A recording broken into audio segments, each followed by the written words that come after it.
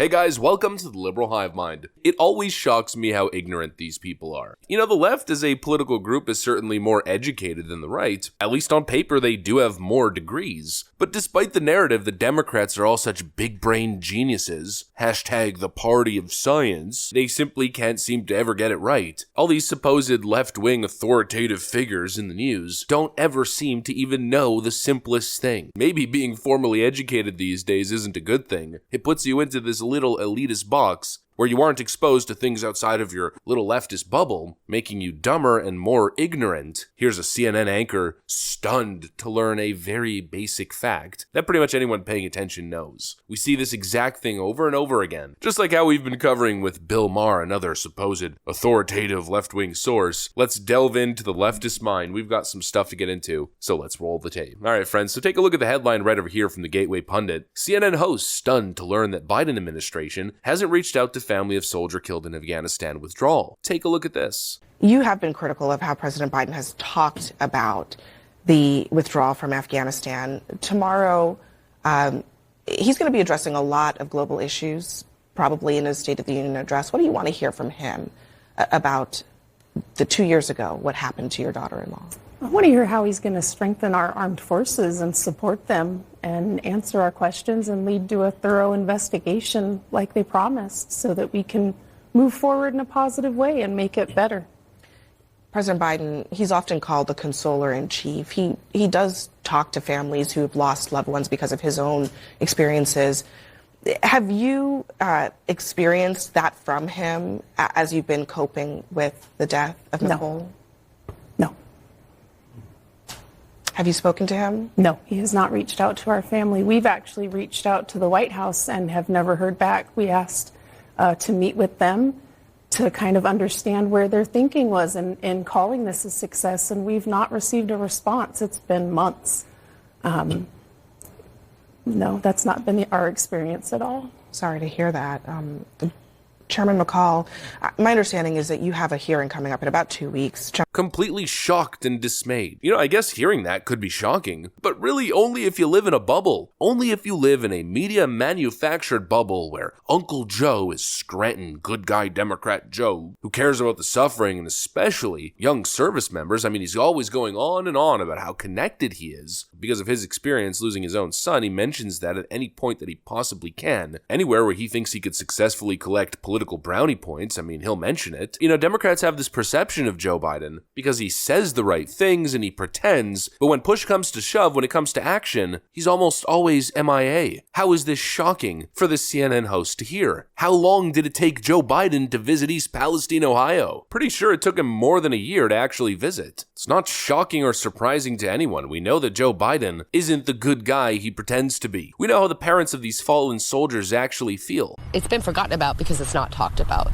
Like, you don't see the media constantly talking about it. You never seen Biden give speeches about our fallen 13 or the wounded. There was 18 that were wounded. Shanna didn't watch the State of the Union out of anger for the president, but her ex-husband was there as a guest for Florida Congressman Brian Mast. I had friends, they were very subtle about it. Hey, did you watch the State of the Union? And I'm like, I can't. I can't watch Biden. You know what it does to me. And they're like, well, your ex was on there and he got arrested. I'm like, send me the clip. Does it surprise you that Kareem's father would say this during the State of the Union? I was actually surprised because he's normally pretty quiet. So I was shocked, and at the same time I was excited. The father of the fallen Marine arrested and charged with crowding, obstructing, and disturbing Congress, a misdemeanor. I think it was a bunch of BS that Kareem's father got arrested. He's a grieving father. He's a Gold Star dad. He should be allowed to say what he wants. He's in the room with the man we feel is responsible for our son's death. Parents heartbroken by their son's death, happy what happened in Afghanistan is being talked about again. By yelling out like that, he has brought attention back to our son.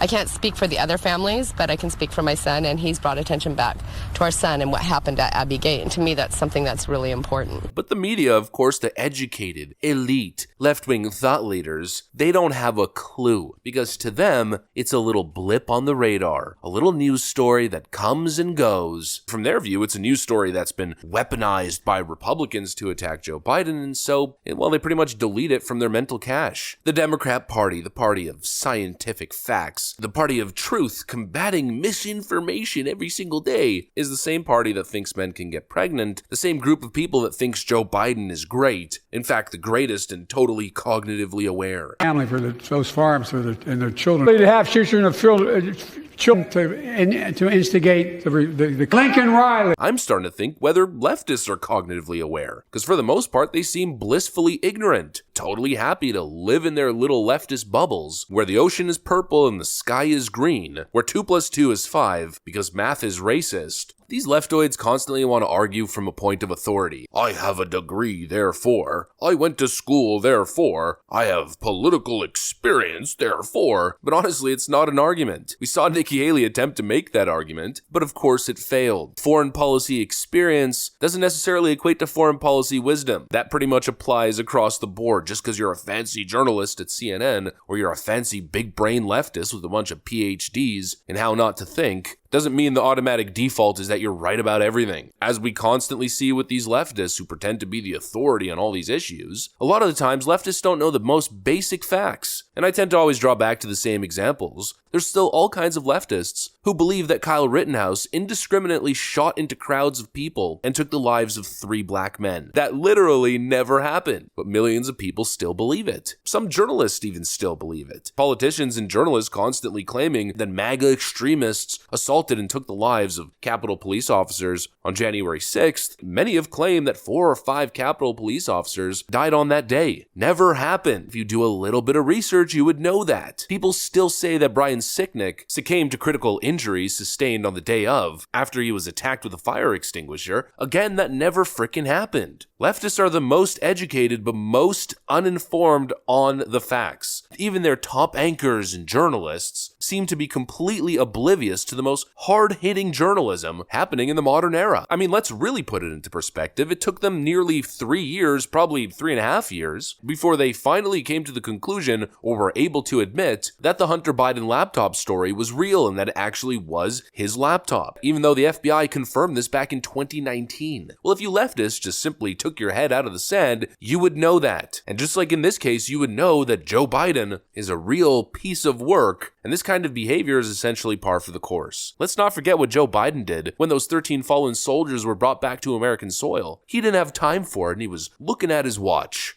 Sergeant Nicole G., who was one of the 2 female Marines who were killed among the 13, she was the one who posted that Instagram post. That's who Joe Biden is. It's not surprising to anyone. It's par for the course, and only overly educated elitist leftists living in a bubble would be surprised after being exposed to Joe Biden's behavior. Anyways, that's what I got for you guys. If you enjoyed it, make sure to leave a like, possibly subscribe. Thanks for watching, and I'll see you on the next one.